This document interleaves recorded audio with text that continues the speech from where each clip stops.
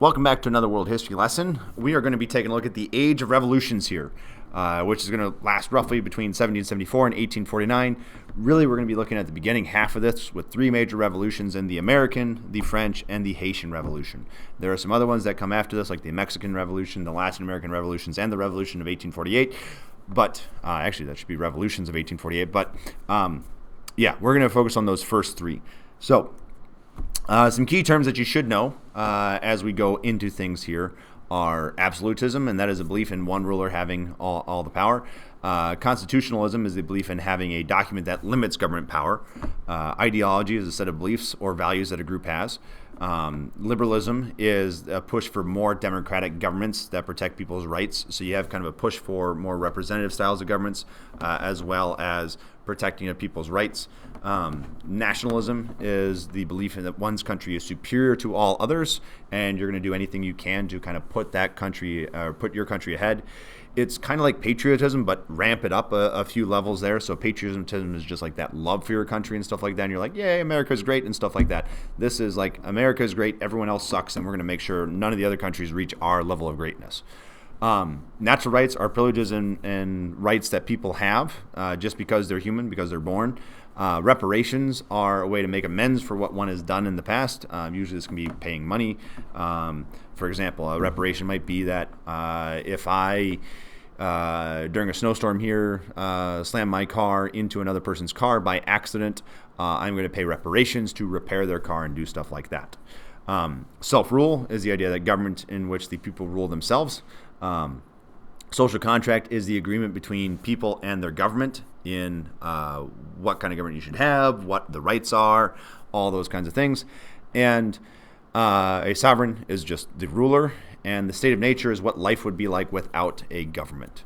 So these are key terms. If you didn't have enough time to get all that stuff down there, pause it for a second, get all that stuff down, and then move on to that next slide with us here. So we're going to start with the American Revolution, or we're going to start with just what a revolution is to begin with, and then we'll get into our first revolution, which will be the American Revolution. So a revolution is just really a drastic change in government. It can be in the whole structure of it. It can be just in the leadership of it. But this is going to be a major change. And really, when we talk about a revolution in anything, whether it's a revolution here in government, whether it's a revolution in agriculture, like we talked about the Neolithic Revolution to begin the year, if we talk about the Industrial Revolution, a revolution just in general is going to mean a drastic change. And then when we talk about like just a revolution in general, or the American Revolution, it's going to be a change in that country's government or how those people run things. Common causes for governments, for revolutions against governments and stuff like that are going to be poor leadership, whether it's because they don't respond to disasters well, they lose a war, they don't have a proper successor and stuff like that. It can be because of social inequality and that there's large divides between the wealthy and the poor. Or it can be financial crisis and that they have major debt issues going on with it. The economy might have collapsed. The cost of living is going too high, so people can't survive. And so really, you've just got the people between a rock and a hard place, and they're struggling, and they lash out at the government because the government is not doing anything to really solve the situation. So that's why a revolution would happen. In 1750, this is what the world looks like. So you've got all these colonies that we had talked about of the Europeans going out. So you got Spain in southwest United States, as well as Mexico, as well as a lot of the western part of South America. And then you've got Britain and France kind of vying over territory here in the eastern and northern part of the United States and Canada. You got Brazil being controlled by Portugal. And so that's some of the stuff that we see going on here in this world before the Age of Revolution begins. And the reason why, I lied that we were going to the American Revolution next. We got one more thing to cover before that, and that is just why does this whole revolution thing kick off? Well, one of the big reasons is because of this movement called the Enlightenment. This is something that develops out of the Renaissance and the Reformation, and that during those times as well, there's something developing called the Scientific Revolution. That's going to last up until roughly about 1650, where you're going to have people trying to understand the world better, and not like the world is in how the world physically works and stuff like that, and how the stars work. not necessarily how the world runs and how people run it. That's what the Enlightenment is going to do, and that you have all these new thoughts, thinkers, and people thinking about what's the best way to run governments, how should all this stuff kind of happen, and you get people questioning what's the best form of government, what's the best way to live your life, and all that stuff. And those became major ideas in the Enlightenment and lead to people like John Locke and Thomas Hobbes and Jean-Jacques Rousseau and all these people arguing about what the best form of government and what all that stuff should have. So that's going to lead to this revolution, this age of revolution. You can see it's going to go up until about 1800, so it's going to be a major thing leading into these revolutions as well.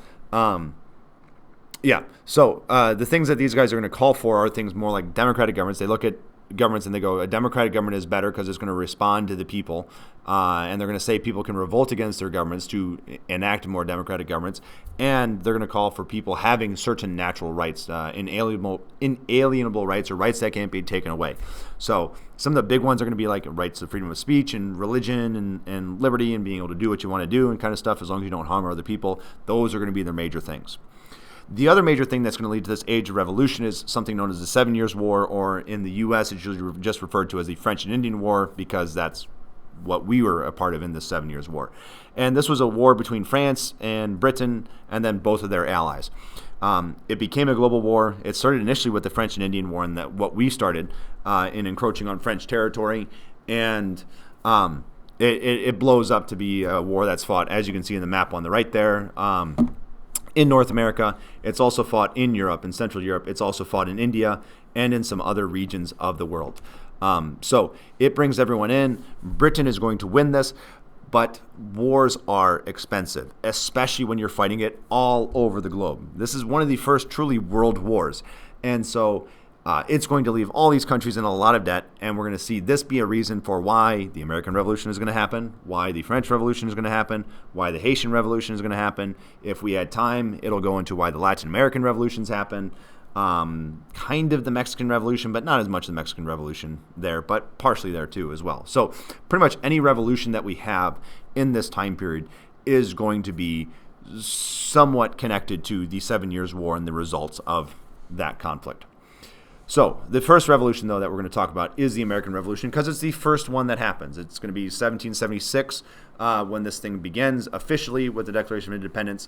But it's going to be the one that kicks all this stuff off, because this is also going to lead to, as a consequence, lead to these other revolutions here. So basically, to sum the American Revolution up into a few slides, that's all we're going to do with these. It's going to be really short and not get you into all the nuances and everything else. That's more what we're going to explore in class here on things. But we're not going to be able to see all the events of these revolutions. We just don't have that kind of time. But going to the 13 colonies, that's the British colonies that were set up in the America. That's what will become the United States and be the groups that revolt here. They had a history of self-rule, and what that means, again, is that they ran things themselves. They had democratic systems in their governments that ran their local states or colonies, what will become the states. So, like Virginia had the House of Burgesses, which the Virginia landowners voted for to run things and do things and interact with the people in raising taxes, as well as interact with the British government some. Also, the British had a lot of debt. As we already brought up, the 7 Years' War is going to lead to a lot of debt for a lot of people, and so they need to find a way to pay off this debt. And the Americans really aren't paying that much in taxes, and the taxes that they are supposed to pay, they're avoiding through smuggling and stuff like that. So the British government wants to find a new way to get taxes, ask for more taxes to try to pay off the debts, because the war was kind of something the Americans started. And so they have the Sugar Act initially, which is taxing sugar products and other things like that coming into the 13 colonies. This leads to more smuggling happening for people to kind of go around, or leads to smuggling happening if I haven't brought up smuggling. So it's people try to avoid this tax and paying that so they can sell stuff for cheaper. So then the British government's going to go, well, we need to go with something more direct and right on the people. So they have the Stamp Act, so that leads to stamps being placed on a lot of different products like paper and cards and stuff like that. And the people revolt against that. So then they go, okay, well, we won't do common products. We'll do more luxury goods. And they go with the Townshend Acts. And the people go, no, we're still not paying those. And they boycott it. And the government doesn't get any money from that, and actually probably loses some money for businesses and stuff like that. So then they eventually go with the Tea Act. Now, the Tea Act, you might think, is going to make tea more expensive. And like that's a major no-no to do for British people, because they need their tea. And we needed our tea back then. We're not so much today. We're more addicted to coffee and stuff like that today. That's why you see Starbucks in every street corner and stuff like that.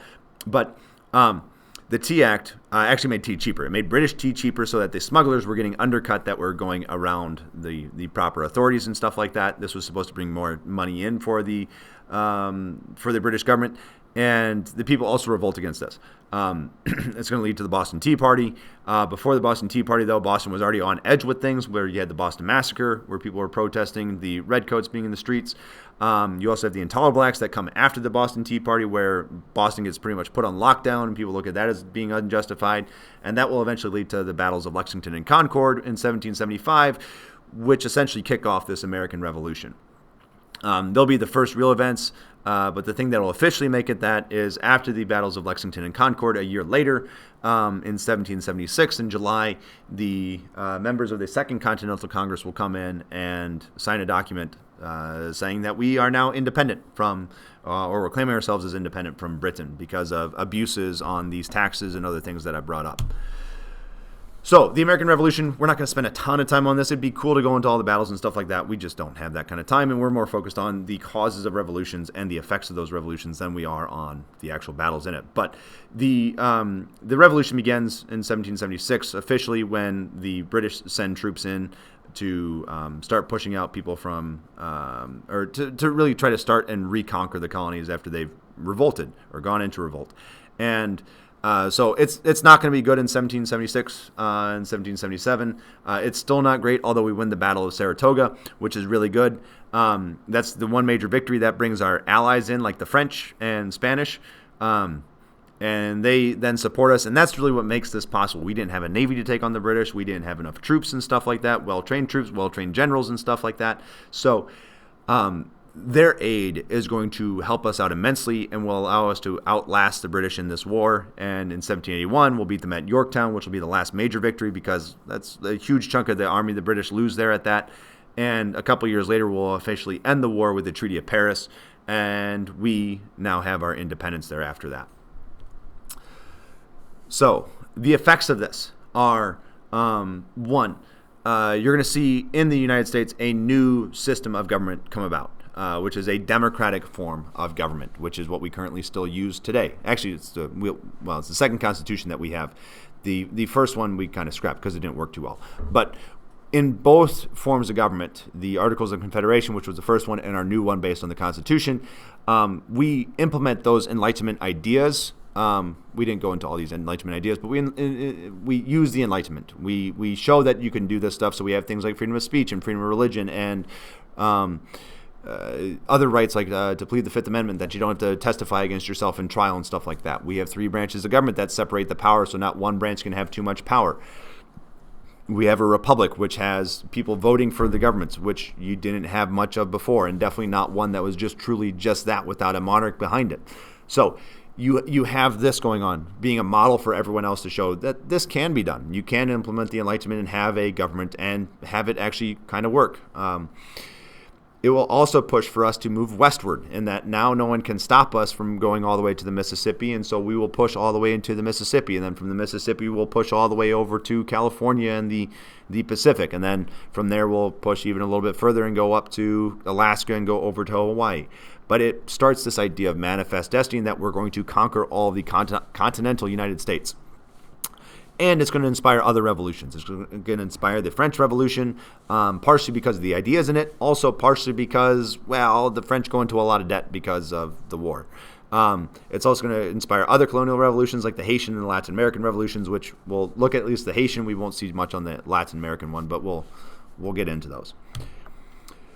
So, next major revolution on the ticket is the French. It comes right after not right after the American Revolution, but shortly after the American Revolution, in that what happened was the French were in a lot of debt, partially because of the American Revolution, partially because, well, the king wanted to spend too much money. His wife, Marie Antoinette, wanted to spend too much money, and they were not getting in enough taxes and stuff like that to be able to pay off those debts. So they have massive debts.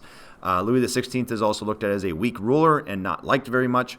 And you're going to also have, at this time, a lot of social inequality going on in France. You have these three estates, which are three different classes of people. The first estate was the clergy, the second estate was the nobility, and the third estate was everyone else. And that was 98% of the population. So those 98% of the population have all the tax burden being put on them. They do not have any special privileges.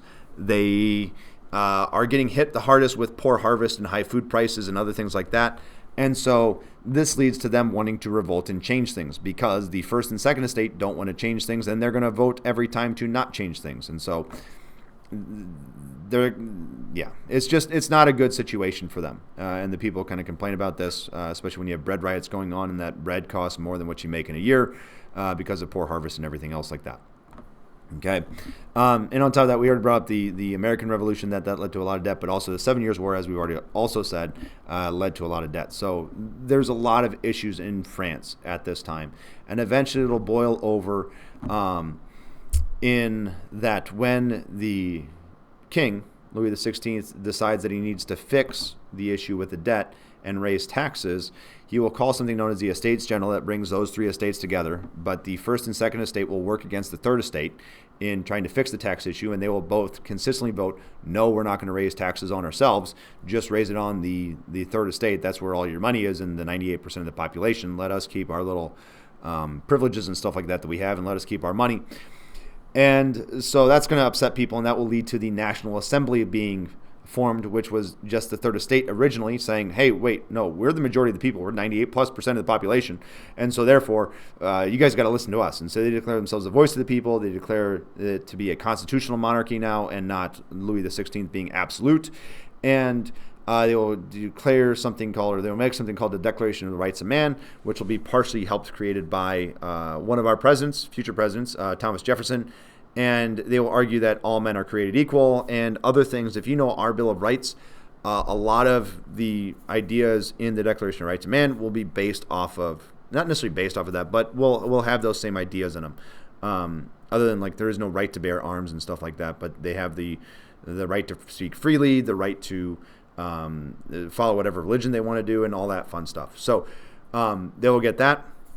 This then will lead to some instability in that eventually other European powers are going to invade and try to take over France and put King Louis XVI back on the throne.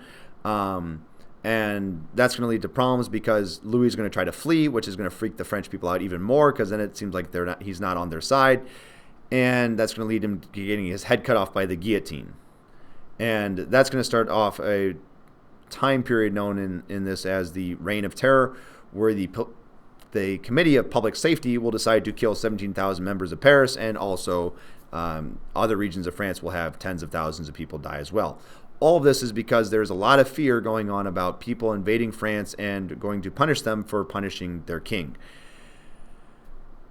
And so they push against this fear eventually, and it ends about a year or so into the reign, or maybe a little bit less than a year, with Robespierre, who is the major conductor of the executions and whatnot, eventually being killed and guillotined himself. So that brings an end to that. There is less fear going on, and eventually what happens is a guy named Napoleon Bonaparte takes over.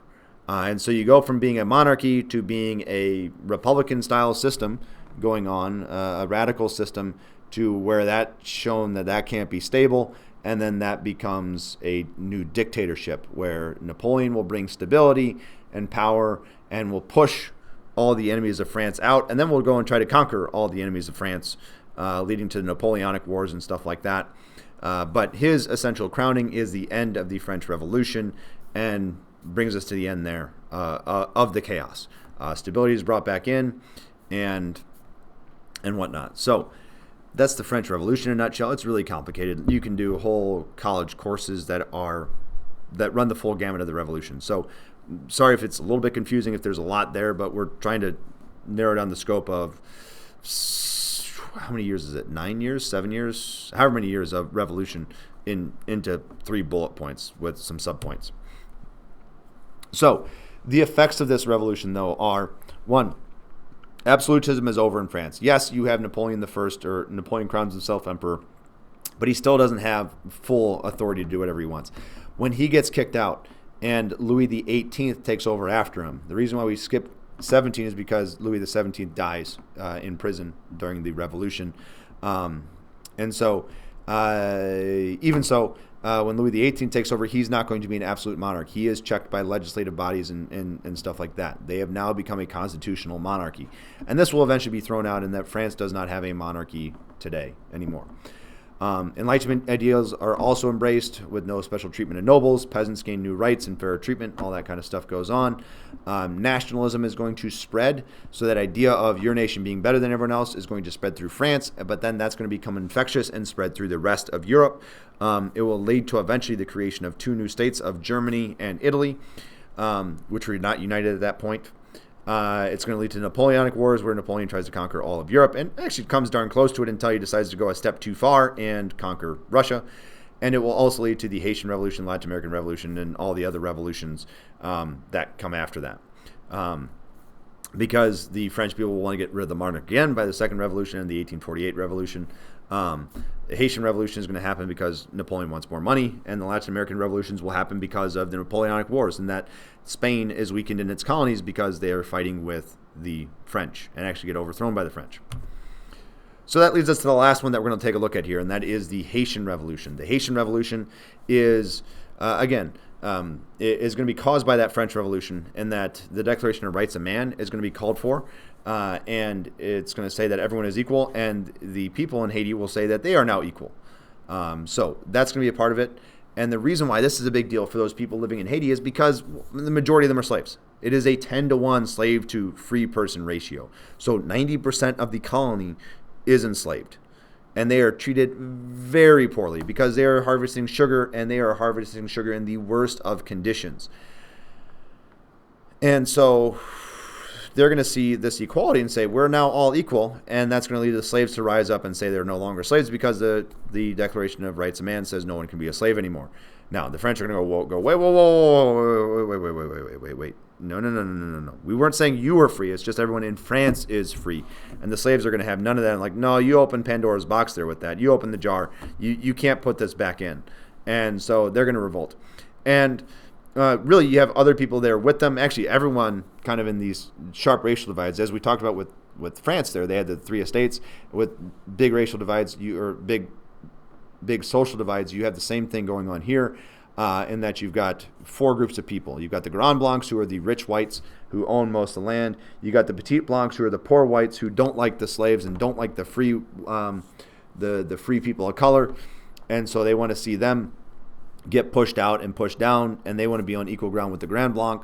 And then you got the free people of color, who are freed slaves or mixed race peoples living in the colony, and they might be running things, so they're wealthier than the Petit Blanc a lot of the time. And then you got the slaves, who are the lowest of the lows.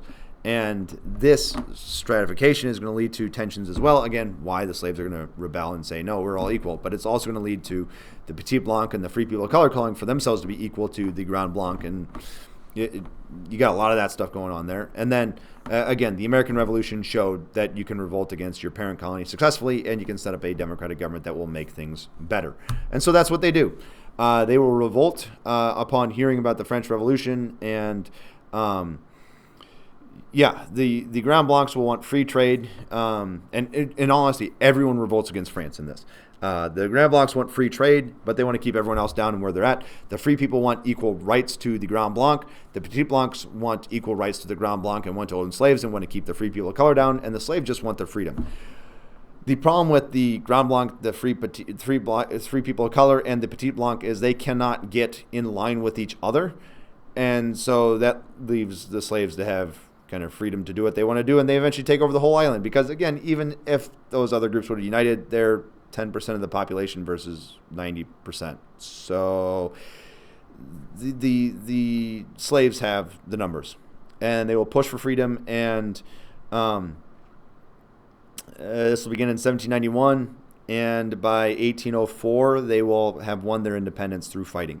They will have a radical leader named Toussaint L'Ouverture take over the revolution and actually be nicknamed sometimes the Napoleon of the Caribbean, or the Napoleon of Haiti, or of Saint Domingue, which is what it was called for the French at the time. And he will rule as kind of a dictator for, as you can see there, nearly a decade or so. Once he takes power, But he will be betrayed by Jean-Jacques Dessalines, who will then become the new leader of Haiti and will become a dictator. And we will see, instead of Haiti become a very successful colony, they will not be very successful. They do have the note in history of being really one of the only, if not the only, truly successful slave revolt, which will be an inspiration for other slave revolts, but really none of the other slave revolts are successful. They always get squashed. In this case, they weren't really squashed because, well, they're half a world away and the French were distracted with other things, so it was really difficult for them to try to squash them. But the sad thing for Haiti is it's not going to be it's successful in that they get freedom, but it's not successful in setting up a great nation or anything like that, unfortunately. Their plantations and cash crops, they're not going to grow anymore. The fields, because of all the revolution and all that stuff, all the fighting, are going to be destroyed. The sugar plantations are destroyed and all the things that you need to make sugar. The super expensive equipment is destroyed. And so people go to small-scale farming. But unfortunately, they're going to overwork the land and make it so that it's fairly unproductive nowadays. They're going to have cut down too many of the trees. So there's a lot of environmental issues in Haiti, which is why when they get hit with hurricanes, it's really bad. As well, they're going to be kind of ostracized from the global community, and that the United States doesn't like them because they're a free slave nation, and that's scary because half the United States really likes slaves and plans on to own slaves for forever on their plantations, and so they don't want to have anything to deal with them, and so they shun them. France is going to threaten to invade again, and so they force Haiti to pay reparations, which they were paying for up until fairly recently. In the 1900s. And as I mentioned, the worst of all these things, possibly, at least in the short term, was that Jean-Jacques Dessalines, instead of setting up a democratic government of any sort, he sets up a dictatorship and does a bad job running it, which will then lead to him getting overthrown and other people setting up new dictatorships. So they never have a stability of here's a democratic system and here's how we do things and stuff like that. It just becomes dictator after dictator after dictator, which is partially why you see the instability in Haiti today still with things. And then that's been a lot of their history, is just a lack of a stable government or good leadership. And so last major thing to note from this is this is going to lead to Napoleon saying, okay, I need money for my wars and I need to get out of the Americas. And the one benefit for the United States from this is the U.S. will now be able to purchase Louisiana territory for really, really cheap money. And so we'll buy that, and now we've got all the territory, including the territory that we live in today, which will become Iowa. And that's pretty much it here. If we want to look at long-term effects for the Age of Revolution, we're going to see overall this rise in nationalism and that everyone wants to believe their own nation is better than each other. Because the Europeans are going to get kicked out of the Americas and lose that as their place for resources to get for their mercantilism, they're going to now go and look to conquer Africa and Asia. And so this leads to something known as the scramble for Africa. The spread of the Enlightenment ideas is going to happen, as you saw with all these governments. Although Haiti didn't have a great turn at trying to implement some of those things, you see that being an influence on their revolution. And it's also going to inspire future revolutions beyond this, with more French revolutions, also the Russian Revolution, also the Mexican Revolution of 1910, and really any other revolution around the world today is going to be inspired by the revolutions that came before it, especially these ones that we see here of the American Revolution, Haitian Revolution, Latin American revolutions, or the French Revolution, the first French Revolution there. So that's kind of everything in a nutshell there. The goal here as we go on from this lecture is going to be get a better understanding of what actually happened in these revolutions and seeing some of the actual effects and what people were saying, since we really just skimmed the surface of these things because they are super complex topics. So that's the Age of Revolution in a nutshell.